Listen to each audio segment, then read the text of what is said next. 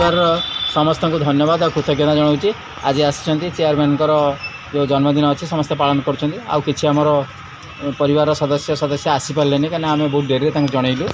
तेणु से भी आम दुखित से आम साथ आगे भल होता जहाँ जन्मदिनटा हूँ फेब्रुआरी 29 4 वर्ष थे पड़े से मोर जन्मदिन फेब्रुआरी 28 किसी लोग पालती किसी लोग मार्च 1 रे भी ये सेटा भी मोर गोटे भाग्य 2 दिन मोर जन्मदिनटा पालित हुए। आज बहुत खुशी मुझे जागृति परिवार मोर सबू पुओ झील मैंने विशेषकर जो आमर संपादक अच्छा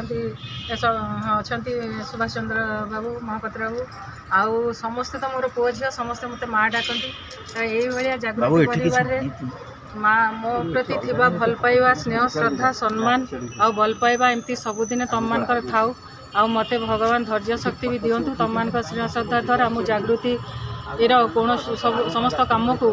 ठीक सुचारू रूपे करें आ तुम मानकर साहाय्य सहयोग सबुदिन मुझे कामना करुँची तेणु तुम समस्ते माँ सांगे पुओ भाया